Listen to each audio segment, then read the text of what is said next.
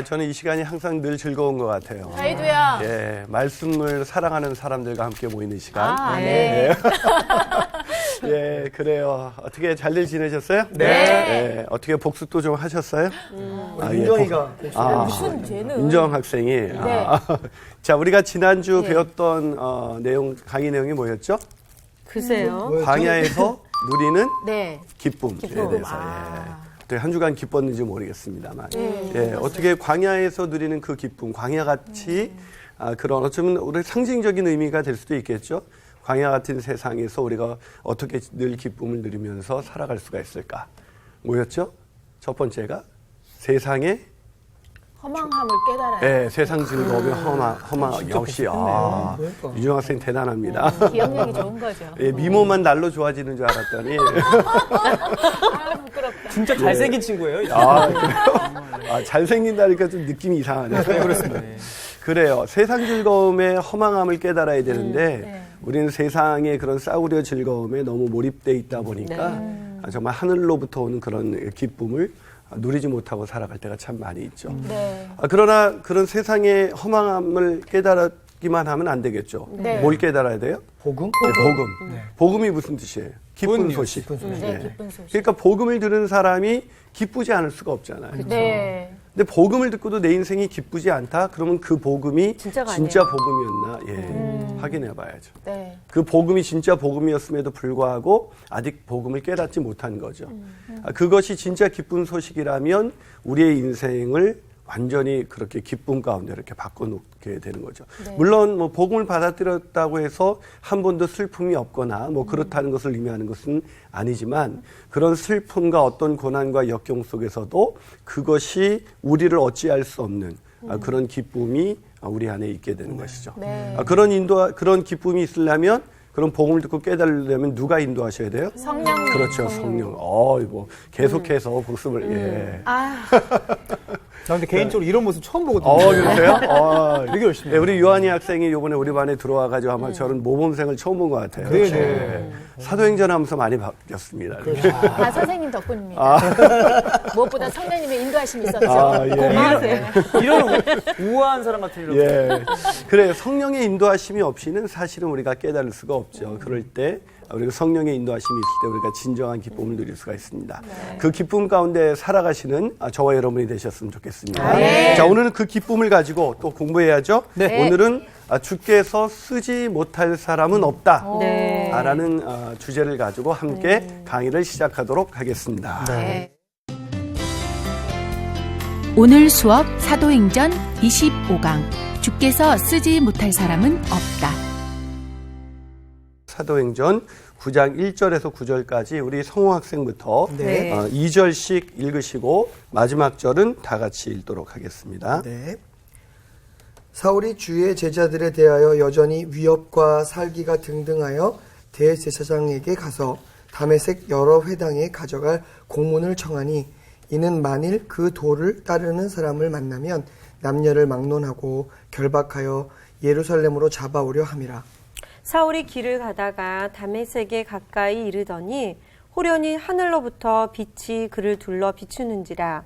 땅에 엎드려 들음에 소리가 있어 이르시되 사울아 사울아 내가 어찌하여 나를 박해하느냐 하시거늘 대답하되 주여 누구시니까 이르시되 나는 내가 박해하는 예수라.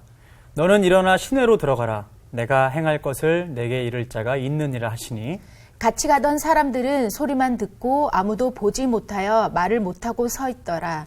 사울이 땅에서 일어나 눈을 떴으나 아무것도 보지 못하고 사람의 손에 끌려 다메섹으로 들어가서 사흘 동안 보지 못하고 먹지도 마시지도 아니하니라. 아멘. 자, 그 내용을 가지고 주께서 쓰지 못할 사람은 없다라는 제목으로 함께 강의를 할 텐데요. 주님은 어떤 사람을 주로 쓰시는 것 같으세요? 주님은 괜찮은 사람보단 뭔가 좀 부족하고 그런 사람을 들어 쓰시면서 그 사람을 다시 완전하게 하시고 회복하게 하시며 크게 만드시는 것 같아요. 그래요. 주님께서는 세상의 기준과 달리 세상에서 사람을 쓰는 기준은 일단 스펙이 좋고 저처럼 잘나고 예. 아멘. 또안 동의가 안 되시네. 오늘은 그냥 넘어가나 했더니 뭔가 그야말로 세상적인 기준으로 볼 때는 굉장히 탁월한 사람들을 쓰시는데 하나님이 쓰시는 기준은 다르다라는 것을 우리도 알고 있죠. 네. 하지만 우리가 진짜로 그런 사람 하나님이 쓰실까? 저런 사람도 쓰셔? 이런 사람 만나본 적 없어요? 요한이 쓰시는 거 보면 그런 것 같다는 생각도 들어요. 예, 어떻게 그래요. 생각해요? 요한 학생 어떻게 생각해요? 왜냐면 저도 참 어떻게 부인할 수가 없어가지고 인정하게 되네요. 예, 우리 윤정 학생이 전곡을 찔렀어요. 예. 요한 학생이 웬만하면 말 싸워서 지지 않는데. 그러니까. 그래요. 한 2년 됐나요? 우리 사회에 어떤 기독교계 이슈가 됐었죠. 옛날에 고문 기술자로 알려진 이근한 씨가 목회자가 되어서 그것이 사회적 이슈가 돼서 그분이 결국 이제 그런 목사로서의 그런 일을 내려놓게 되는 그런 것을 보면서 전 이근한 씨가 목사의 직을 수행해야 되냐 말아야 되냐 어떤 그런 논쟁을 하자는 게 아니라 한번 생각해 봤어요. 하나님은 어떤 사람을 쓰실까? 그리고 오늘 본문에 보면 우리가 이렇게 읽은 이 본문이 어떤 내용이에요?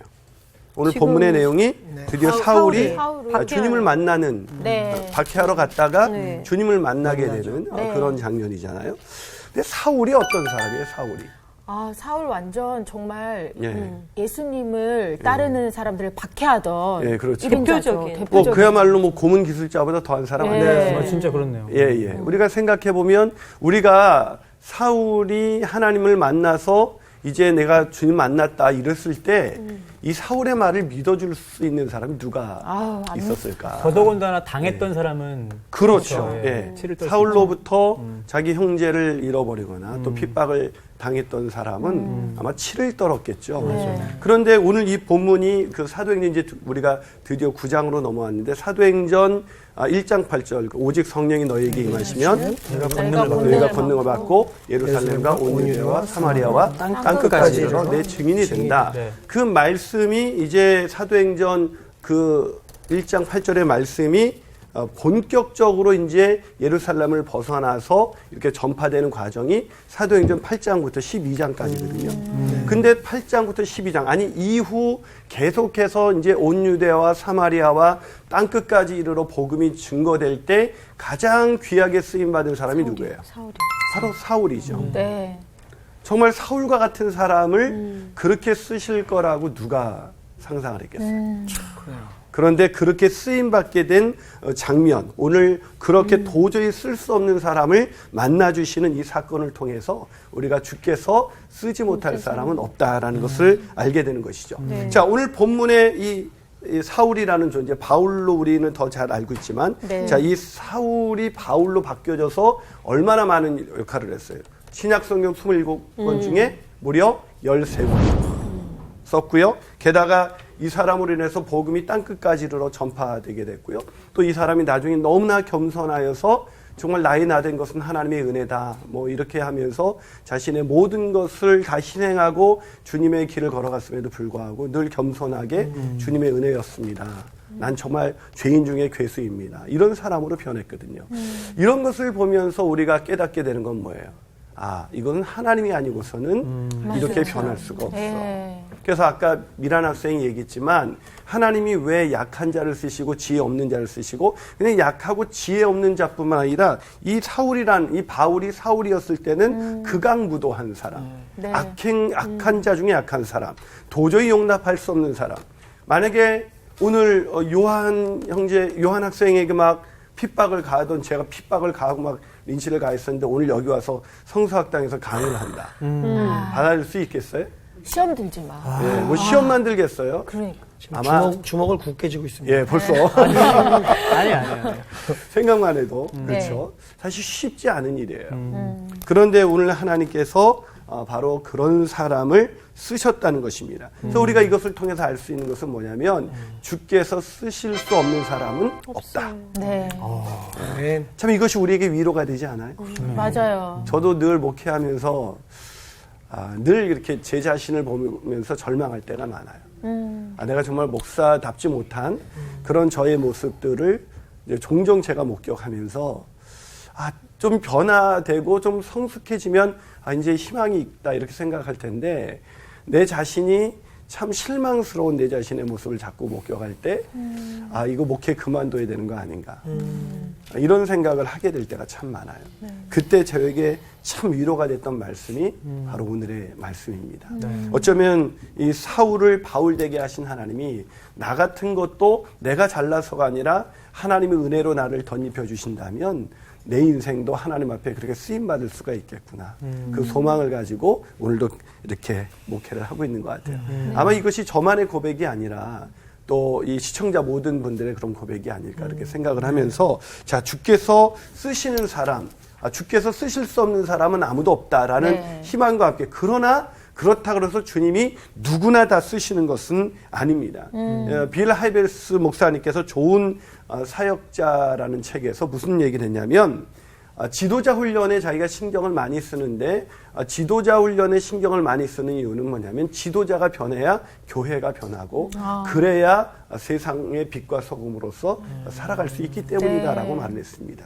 사실은 지도자가 끊임없이 하나님의 은혜 속에서 변화되어가는 과정을 밟아야만 우리가 아무것도 세상적인 기준으로 볼 때 정말 도저히 쓸 수 없는 사람이지만 그럼에도 불구하고 하나님이 우리를 쓰시려고 한다면 우리가 끊임없는 변화의 과정을 겪어야 한다는 것이죠. 자, 그럼 그렇게 주님께서 이렇게 끊임없이 변화시킬 수 있는 사람, 주께서 쓰실 수 있는 사람은 어떤 사람일까? 자, 어떤 사람을 쓰실까? 주께서 쓰시는 사람.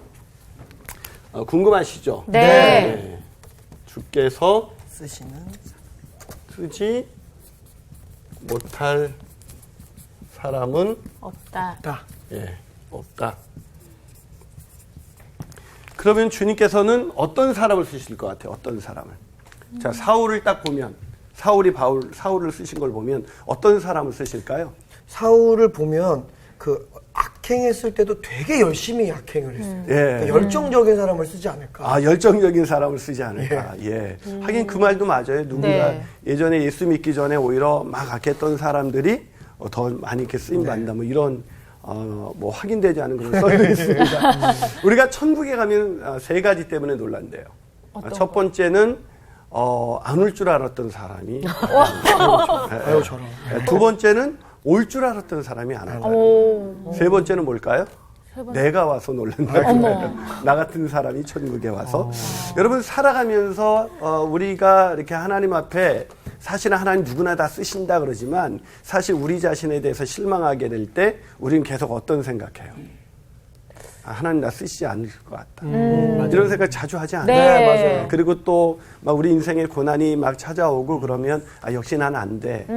이런 걸 우리는 이제 열등감이라 그러죠. 하나님 앞에서 내가 쓰임받을 수 없을 거야. 이런 그 낮은 자존감을 가지고 이렇게 살아요. 제가 한번 베스트셀러 작가가 TV에 나와가지고 자기 이야기를 하는데 키가 171cm인데도 키가 작아서 열등감을 가졌던 그런 이야기를 들었어요. 그래서 베스트셀러 작가도 열등감을 가졌다는 얘기를 들으니까 청중들이 너무 좋아하는 거예요. 그때 그 이야기가 이제 그 기사화되면서 많은 사람들이 너무 그 격려가 됐다. 좀 탁월한 사람도 열등감이 있다라 그럴 때 사람들이 위로를 받잖아요. 그런데 사실은 우리도 누군가가 저런 사람도 하나님이 쓰셔? 그럴 때 하나님 나도 쓰실 수 있을까요? 이런 생각을 가질 수 있는데 저는 그 대표적인 사람이 바로 사울이라고 생각해요. 자, 사울은 어떤 사람이었죠? 사울은 어떤 사람이었어요? 근데 사울도 사실 외모가 그닥 썩 그렇게 훌륭한 건 아니었잖아요. 그리고 갖고 있는 질병도 있었고 그런 부족한 부분도 있었잖아요. 그런 사람을 쓰신다. 하나님이 부족한 사람을 쓰신다. 맞아요. 그리고 그 부족한 사람을 쓰시는데 사실 사울은 우리가 세상적으로 볼 때는 부족한 사람이 아니었어요. 굉장히 똑똑한 사람이었고 집안도 좋았고 뭐 굉장히 열정도 아까 우리 성호 학생이 말한 열정도 대단한 사람이었죠. 근데 이 사람이 하나님의 입장에서 볼 때 그리스도인의 입장에서 볼 때는 도저히 쓸 수 없는 사람이었잖아요. 그러니까 하나님은 어떤 사람을 쓰시냐? 도저히 쓸 수 없는 사람을 쓰신다는 거예요. 그렇게 쉬운 거였어요. 야, 도저히 쓸 수 없는 사람? 먼 곳에 있지 않았네요. 정말. 예. 갑자기 요한 학생이 힘이 막. 그렇죠. 그 얘기할 수 있었는데. 예. 도저히 쓸 수 없는 사람을 우리는 하나님은 어떻게 사람을 쓰신다? 은혜로 일꾼을 세우신다. 은혜로 뭘 세워요? 일꾼을 세워요. 정말 은혜 아니면 도저히 세울 수 없는 사람인데 은혜로. 그렇죠. 이 은혜라는 말은 뭐예요? 자격 없는 자에게 주어지는 선물. 거저 주어지는 것이죠. 네. 거저 주어지는 선물이죠. 그러니까 사도 바울이 늘 자신의 나중에 바울서실에서 늘 하는 얘기가 뭐예요? 나의 내된 것은 하나님의 은혜다. 하나님의 은혜다. 계속 말하는 게 하나님의 은혜로 말미암아. 그 바울 서신을 쓸 때마다 은혜와 평강이 너에게 있을지다. 왜냐하면 자기 인생을 생각해 보면 하나님의 은혜라는 단어를 빼고서는 도저히 생각해 볼 수가 없는 거예요. 도저히 쓸 수 있는 사람이 아니었죠. 그래서 이렇게 사도 바울이 고린도전서 1장 26절에서 이런 그 하나님의 사람들을 보니까 자기만 그런 게 아니라 어때요? 그리스도인들이 대체적으로 그런 거예요. 그래서 고린도전서 1장 26절에서 이런 고백을 하죠. 제가 읽어드릴게요. 형제들아, 너희의 부르심을 보라. 육체를 따라 지혜로운 자가 많지 아니하며 능한 자가 많지 아니하며 문벌 좋은 자가 많지 아니하도다. 참 세상에서는 이런 자를 걸러서 쓰시는데 하나님은 이런 자격에 미달된 사람들을 다 쓰신다는 것입니다. 왜 그렇습니까? 하나님께서는 일꾼을 쓰시는 기준이 은혜로 부르시기 때문에. 아멘. 그러니까 은혜를 가지고 은혜 없이는 쓸 수 없는 사람. 그래서 여러분 그 일꾼의 그 비유도 그렇잖아요. 밖에 나갔더니 일할 사람이 일할 데가 없어서 이렇게 놀고 있는 사람 불러다가 일시키고 나갔더니 또 놀고 있어서 또 불러다가 나갔더니 또 해가 거의 질 무렵에 나갔더니 또 놀고 있어서 또 불러다가 다 쓰시고 나중에 품삯을 똑같이 주셨어요. 그랬을 때 일찍 온 사람이 열받았잖아요. 근데 거기서도 그 일찍 온 사람이 잃어버린 게 뭐예요?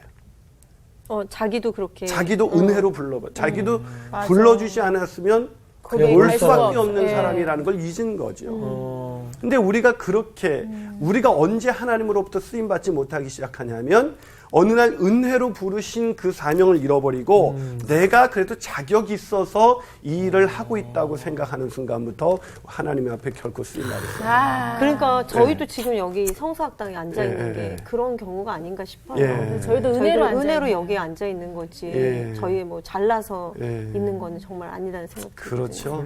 사실 뭐 목회자인 저희도 마찬가지죠. 우리가 성도들보다 더 신앙적으로 성숙해서 또 성도들보다 우리가 더 어떤 경건의 훈련을 더 잘 돼 있어서 우리가 이 길을 걸어가는 것이 아니라 하나님께서 은혜로 불러주신 것이죠.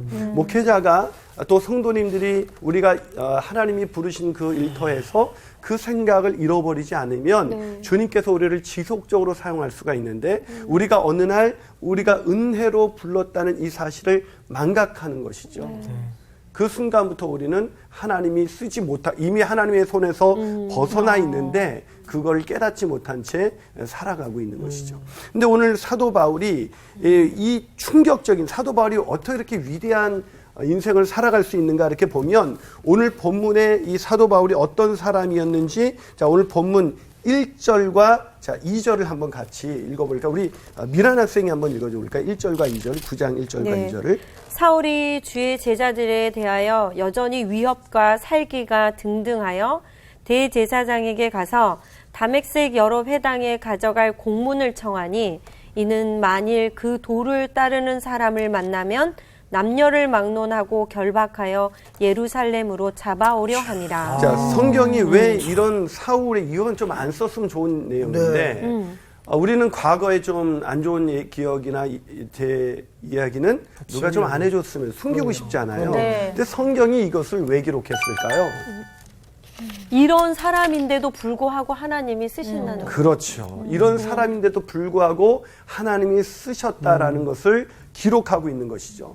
자, 이런 사람이라는 것이 여기 보면 이 살기가 등등하여 1절에 등등하여라는 단어가 있잖아요. 이게 엠프네온이라는 단어인데 이것이 엠프네오라는 그 단어의 능동태 분사예요. 그러니까 아주 능동적으로 그냥 어쩔 수 없이 가서 이 기독교를 박해하는 것이 아니라 자기가. 자기 안에 이게 체질화되어 있는 거예요. 그러니까 완전히 그리스도인들을 잔멸하고 핍박하고 박해하는데 아주 악독이 체질화되어 있는 네. 그런 사람의 그 모습을 오늘 본문에서 아주 이 분사로 처리하면서 아주 실제적으로 보여주고 있는 것이죠.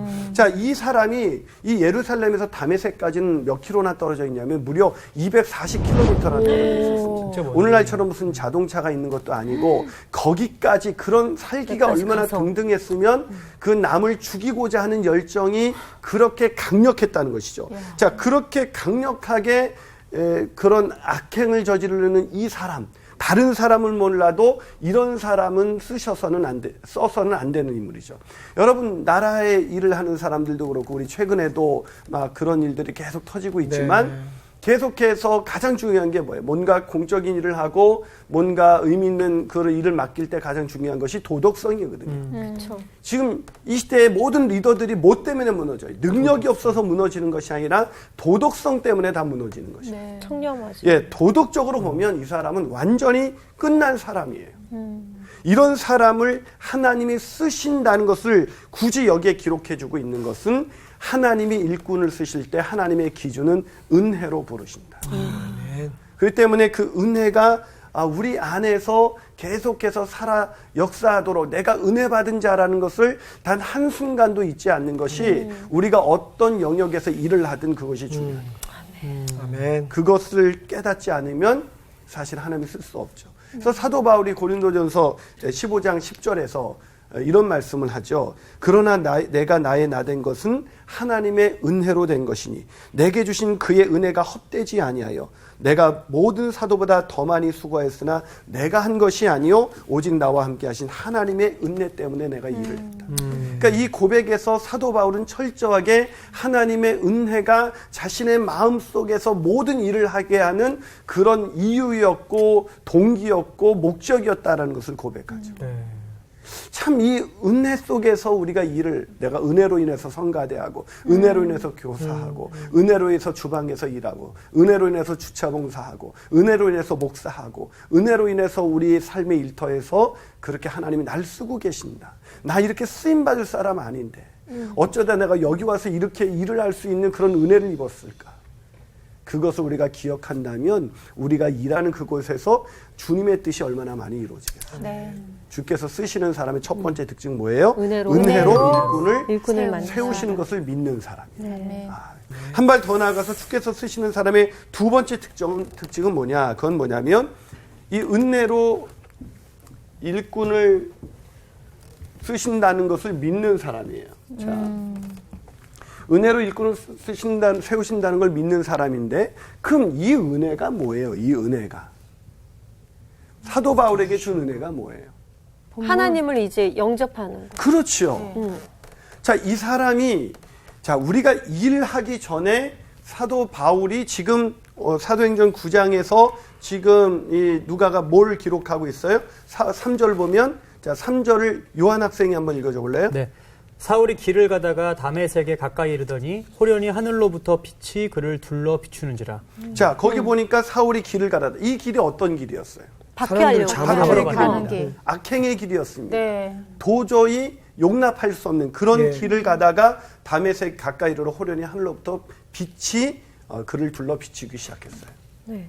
자, 드디어 하나님의 임재가 느껴지기 시작합니다. 네. 자, 이후 사도 바울이 이제 예수님을 만나게 됩니다. 네. 자, 예수님을 만날 때 여기서 4절에서 사울이 그런 빛이 이게 그냥 보통 태양빛이 아닌 것을 느끼니까 4절에서 뭐라고 말을 해요? 우리 성호 학생이 한번 읽어줄래? 땅에 엎드러져서 들음에 소리가 있어 이르시되 사울아 사울아 내가 어찌하여 나를 박해하느냐 하시거늘. 예, 드디어 땅에 엎드려졌다는 것은 자원적으로 엎드린 거예요. 이것은 자기가 생각할 때도 이것은 어떤 자연현상이 아니라 하나님의 임재였던 것이죠. 두려움에 엎드린 예. 거죠. 그렇죠. 네. 하나님의 임재 속에서 오는 그런 두려움에 엎드리게 된 거죠. 그때 소리를 들으니까 뭐라 해요? 사울아 사울아 내가 어찌하여 나를 박해하느냐. 이 말을 들었을 때 사울이 얼마나 황당했겠어요. 네. 사울은 하나님을 박해한 적이 있어요, 없어요? 그냥 사람만 잡아다가. 그렇죠. 사울은 하나님을 위해서 지금 이 일을 하고 있는 거예요. 그렇죠. 사울이 하고 있는 일은 하나님을 위해서 신성 모독한 그런 그 예수의 도를 따르고 있는 그런 자들을 다 잡아 죽이는 그 명분이 뭐예요? 하나님을 위해서. 예. 그런데 황당한 얘기가 들죠. 분명히 하나님의 임재 같은데 어찌하여 네가 나를 박해하느냐. 그래서 사울이 뭐라고 대답을 합니까? 5절을 우리 미란 학생 읽어볼래요? 대답하되 주여 누구시니까 이르시되 나는 내가 박해하는 예수라. 자, 이 말을 들었을 때 얼마나 놀랐을까? 지금 예수 믿는 사람들을 박해하고 죽이려고 그래요. 네. 근데 하나님의 임재가 나타났는데 임재 속에서 두려워서 엎드렸는데 누구냐고 물어보니까 나는 내가 박해하는 예수라고. 심장마비를 안 죽은 게 다행이다. 그렇죠. 정말 놀라운 일이죠. 자, 이 얘기를 딱 듣는 순간 이제 뭐가 성립이 되는 거예요? 예수님이 곧 누구예요? 하나님. 그렇습니다. 예수님이 하나님이에요. 다른 말로 말할까? 예수님이 주님이에요.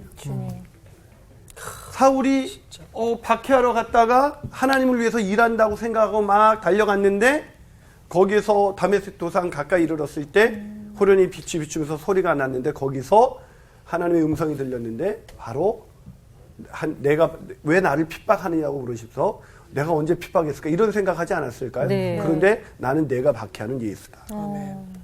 그 순간 뭐라고 일어납니까? 6절을 한번 윤정 학생이 읽어줄래요? 너는 일어나 시내로 들어가라. 내가 행할 것을 내게 이를 자가 있느니라 하시니. 자, 거기 보니까 뭐라고 얘기해? 너는 일어나 시내로 들어가. 내가 행할 것을 내가 이를 자가 있느니라 하시니. 그러면서 7, 8절에서 이제 사울이 변화되는 네. 그런 과정들이 속에 있잖아요. 네. 자, 여기서 우리가 알 수 있는 게 있어요. 하나님이 쓰시는 사람, 쓰실 때 은혜로 부르시지만 제일 먼저 뭐를 깨닫게 하신다는 거예요? 예수가 하나님이시다. 예수가 하나님의 아들이시고 예수가 주님이시다라는 것을 깨닫게 해주시는 거죠. 그래서 하나님이 쓰시는 사람의 두 번째 특징은 뭐냐면 예수의 주님 되심을 인정하는 사람. 그러니까 복음을 듣고 예수님이 주님이시라는 것을 깨닫게 되는 사람을 하나님은 쓰신다는 것이죠. 그러니까 오늘 본문에서 만약에 이 사건이 없었다면 사울이 바울로 쓰임받을 수 있었을까? 그렇죠. 예, 그냥 하나님이 나타나셨다가 불같이 나타나면 확 사라지셨어요. 예수가 그리스도이시고 주님이시다라는 것을 드러내지 않고 사울에게 그 사건이 없이 이게 넘어갔다면 사울이 바울로 쓰임받을 수 있었어요. 진짜 은혜네요. 예, 그렇죠. 진짜 은혜인데 그 은혜의 핵심이 뭐예요? 예수가 주님이시라는 것을 깨닫는 것인 거예요. 그래서 주께서 우리를 사용하시려면 예수님이 주님이신 것을 인정하고 그걸 정말로 깨달아야 그때부터 주님이 우리를 마음껏 쓰실 수가 있는 거예요. 근데 예수의 주되심이 인정되지 않아요. 아, 은혜로 날 부르신 건 좋아. 근데 예수님이 내 인생에 구원자이신 것도 좋아.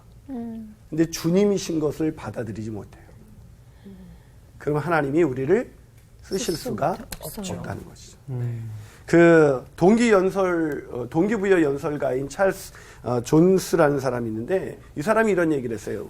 우리가 두 가지의 영향을 받지 않는다면 우리 인생은 10년이 지나도 똑같을 것이다. 그 두 가지는 우리가 만나는 사람과 또 읽게 되는 책이다라고 얘기를 했죠.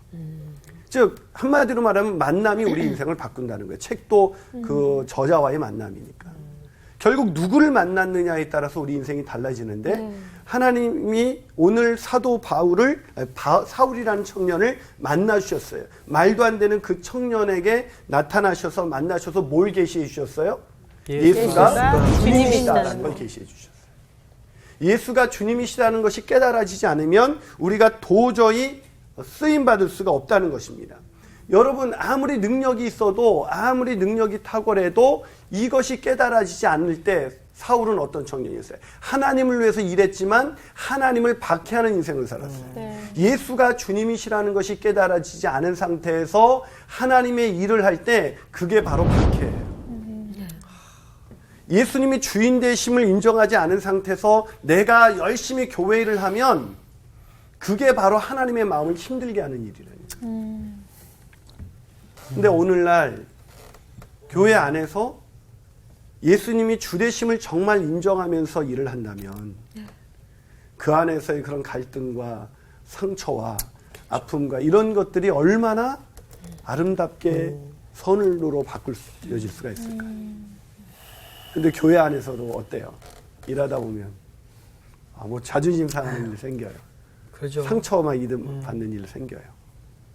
막 그런 일 생길 때 막 억울한 적 없어요. 막 일하다가 막 너무 화가 나고 뭐 나에 대해서 내가 일 열심히 했는데 안 좋은 얘기가 들려요. 맞아요.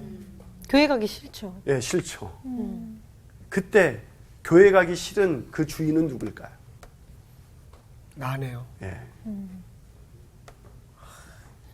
예수님은 아무 죄가 없으신 그분은 우리를 위해서, 우리를 대신해서 자기를 십자가에 내어주셨잖아요. 그 주님이 우리 안에 있다면 내가 어떻게 일했는데 그게 아니라 찰스 스펄전 목사님이 들려오는 얘기가 있잖아요. 찰스 스펄전 목사님이 누군가가 목사님에 대해서 안 좋은 얘기를 한다 그러니까 그러냐고 그 사람이 나에 대해서 잘 모르는 것 같다고 그러니까 그렇죠 그랬더니 그 사람이 나에 대해서 잘 알았으면 그 정도 험담에 그칠 리가 없다. 사실 저도 인간이니까 누군가가 저에 대해서 험담을 하거나 그런 얘기가 꼭 또 들려와요. 그렇죠? 네. 꼭 전해주는 분이 있어요. 꼭 돌아와요. 예. 알고 싶지 않은데. 네, 알고 싶지 않은데. 네. 꼭 그거 알고 싶지 않은데 그거를 마치 귀중한 어떤 복음이라도 되는 그걸 가져서 얘기해요. 그분들은 큰 사명이라고 예. 생각하잖아요. 근데 어쩌면 우리도 그러지 않나, 우리도. 우리도. 근데 그 얘기를 딱 들었을 때 마음에서 막 맥이 축 빠지고 네. 일하고 싶지 않고 그때 우리가 흔들리고 심지어 막 교회에서 상처를 입고 교회를 떠나기도 하고 그때 마음이 아파요. 교회라는 데가 누가 그래요? 교회는 병원이다. 교회라는 데가 그런 곳이지만 은혜로 부르심을 받은 사람들이기 때문에 은혜만 싹 걷어내면 냄새나서 못 보는 게 교회예요. 그런데 그 은혜가 우리 안에 있을 때 나에게 그 은혜가 뭐냐? 나 같은 것의 구원자 되시고 나 같은 것의 주인 되신 예수 그리스도. 그분의 은혜가 내 마음을 쫙 접어들 때 내 안에 주인 되신 그분만을 따라서 살기를 원하는 것이죠. 근데 그 주인 되심 인정되지 않으면 일하다가 실족합니다. 일하다가 무너지는 것이죠. 이 오늘 본문에 있는 이 사울이 철저하게 이 다메섹 도상에서 사울이 예수님을 만나는 그 과정, 하나님을 만나는 그 과정 속에서 핵심은 뭐냐면 예수가 주님이시다라는 것을 철저하게 깨닫는 과정이에요. 그 과정을 통해서 놀랍게도 이 사울이라는 청년은 예수가 자기가 박해하려고 했던 예수 믿는 자들을 박해하려 했던 그 예수가 바로 자신의 인생의 주인인 것을 깨닫게 되는 것이죠. 그러면서 인생이 바뀌는 거예요. 정말 주님 앞에 쓰임받는 사람은 예수님이 주인 되심을 철저하게 인정하는 사람. 그 사람은 끝까지 쓰임받을 수가 있죠. 저는 저와 여러분이 그런 사람이 되길 축복합니다. 자, 마지막으로 주께서 쓰시는 사람은 어떤 사람일까? 자, 첫 번째 뭐라 그랬어요? 은혜로 일꾼 세우심을 믿는 사람. 두 번째 뭐예요? 예수가 주님이심을 인정하는. 세 번째는 뭘까요? 이 본문을 통해서 한번 보십니다. 자, 이게 발견하기 쉽지 않을 텐데 세 번째는 자기를 철저히 부인하는 사람. 철저히 부인.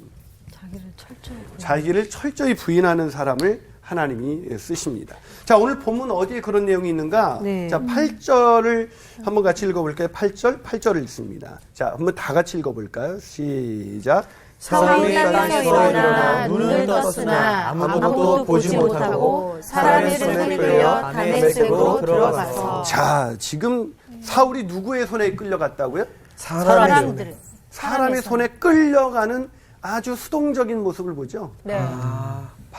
사울이 어떤 사람이었어요? 혈기가 등등하고 능동적이고 능동적이고 아까 능동태 보셨죠? 네. 이게 주도적인 사람이에요. 자기가 주도하지 않으면 견딜 수 없는 사람이에요. 그런 능동적인 사람이 지금은 끌려가고 완전히 있어요. 수동적인 사람으로 바뀌었어요. 누군가의 손에 누가 한 걸음도 인도하지 않으면 갈 수 없는 존재. 그런 존재로 바뀐 거예요. 그러면서 9절 보세요. 자, 9절 한번 더 읽어볼까 있습니다. 시작. 사흘 동안 보지 보지 못하고 못하고 먹지도 마시지도 아니하니라. 자, 끌려 다메섹으로 들어가서 한 일이 뭐예요? 사흘 동안 한 일이 뭐예요? 그냥 먹지도 뭐 가만히 못하고 있었어요. 보지도 못하고 네, 보지도 못하고 그럼 보지 못하는 건 누가 보지 못하게 하셨어요? 하나님 예수님이 먹지고 마시지도 않은 것은 스스로. 스스로 그렇죠. 지금 이제 그 하나님을 만나고 나서 이 사울에게는 이제 비늘 같은 거 씌워서 잘 못 보게 된 거죠. 그렇죠? 보지 못하게 됐어요. 그러면 왜 안 보이는 거야? 막 이렇게 해야 되는데 그러지 않고 자기가 이 만남의 사건을 통해서 하나님의 임재를 통해서 예수가 주인이시구나. 그걸 아는 순간 사울이 먹을 수 있었겠어요? 하나님을 위해서 산다고 했는데 너무 충격이 자기가 하나님을 충격적이었을 것 같아요. 박해했던 거예요. 네. 너무 충격이었죠. 네. 자기가 여지껏 한 짓이 쓸데없는 짓 하고 있어요. 쓸데없는 짓 정도가 아니죠. 그러니까. 이 하나님을 위해서 한 짓이 아니라 네. 완전히 하나님을 방해하는. 예, 하나님을 막 방해하고 찌르고. 그러니까 뭐 내가 죄인이구나. 그래서 죄인 중에 괴수라고 진짜 그렇죠. 고백한 거네 진짜. 그 고백이 여기에서 이 만날 때의 상황을 생각하면 내가 죄인 중에 괴수입니다. 그냥 멋있게 제가 죄인 중에 괴수입니다. 그리고 속으로는 아니지 뭐 이렇게 생각하는 게 전혀 아니라 아니죠. 예. 진짜 그렇게 느낀다. 네. 그러니까 이 자기가 결단합니다. 스스로. 그냥 금식에 들어가는 거예요. 금식의 의미는 뭐예요? 금식의 의미는 우리 뭐 이렇게 아파트 당첨되기 위해서 좀 세게 기도할 때 뭐 이렇게 뭐 그럴 때 필요하다고 생각하지만 이 금식은 회개의 표시예요. 밥을 넘기지도 못할 정도로 내 마음이 아픈 거죠. 철저히 자기의 가슴을 찢으면서 내가 죄인입니다. 계속 기도했겠죠. 주님 날 죽여주십시오. 나는 주님 앞에 쓰임받을 수 없는 자입니다. 나를 왜 구원하셨습니까? 쓸 수 없는 존재입니다. 자신의 가슴을 치면서 계속 그런 시간을 보낸 거예요.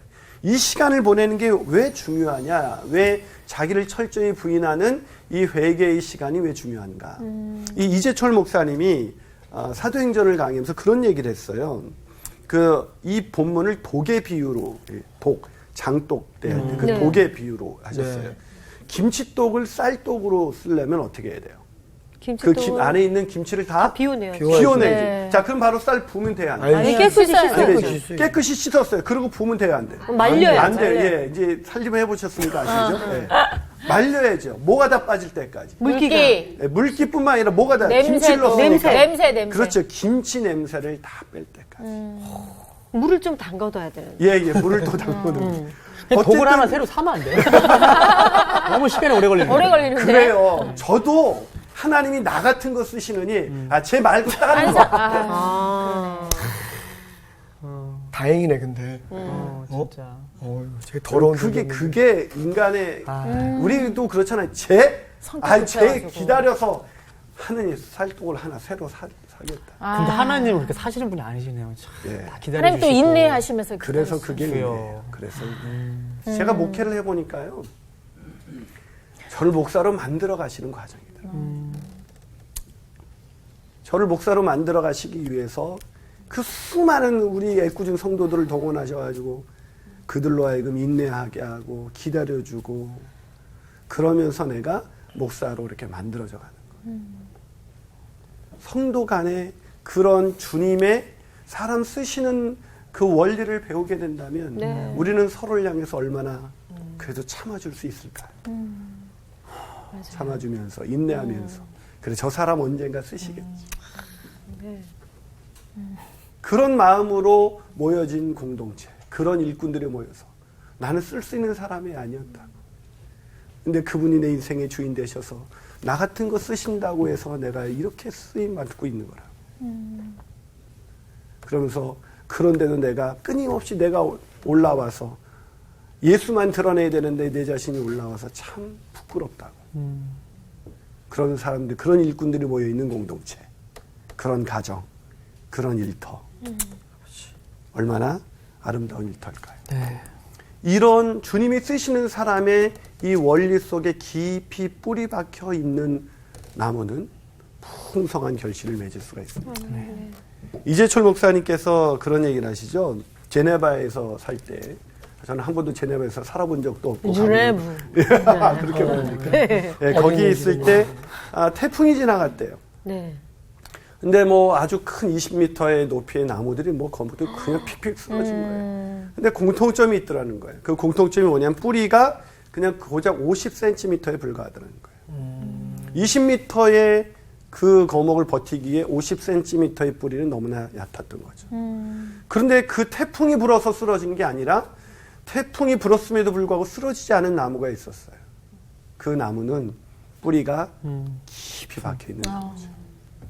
우리가 얼마나 많은 일을 하느냐가 중요한 게 아니라 우리의 마음이 이런 주님이 우리를 쓰시는 원리, 그 하나님의 은혜 속에 깊이 뿌리 박혀서 주인 대신 그리스도의 주재권을 인정하는 그 믿음에 깊이 뿌리 박혀서 늘 나를 부인하면서 일을 한다면 때론 일하다가 오해를 받아도 때론 누군가 나를 비난하고 그런다 할지라도 주님 앞에 쓰임받는 것만으로도 감격하면서 우리 시간을 보낼 수 있지 않을까. 그렇게 주님께서 쓰시는 사람으로 평생 살게 되시기를 주님의 이름으로 축복합니다. 아멘. 네, 오늘 가기 여기까지입니다. 감사합니다. 오늘 이 김치떡의 여운 이거 너무 오래 간다. 내 안에 이 냄새 나는 게 분명히 있어서 나도 정말 쓰지 못하는 사람 중에 하나인데 누구 좀 마음에만 안 들면 쟤 빼고 가자고. 그 얘기 너무 많이 자주 하잖아. 그리고 또 한 가지 놀라운 사실은 그 사도 바울처럼 나도 정말 은혜를 입은 자구나.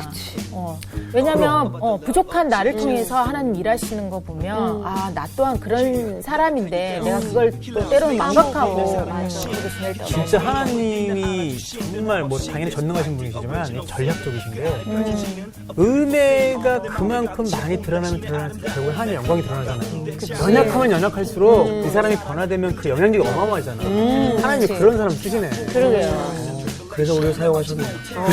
그래서 우리 여기 있는 여기 있는 거죠. 거야. 완전. 하나님의 은혜로 여기 있는 거야. 독배로 갑시다. 독배로 가야 돼. 이번 주 퀴즈입니다. 5가지 제사 중 속건제와 규례가 같은 제사는 무엇인가요? 1번 번제, 2번 속죄제, 3번 화목제. 정답을 아시는 분은 CBS 성서학당 홈페이지에 정답을 올려주시거나 우편으로 보내주시면 됩니다. 보내실 곳은 서울특별시 양천구 목동 서로 159-1 CBS 성서학당 담당자 앞입니다. 연락처를 꼭 남겨주세요.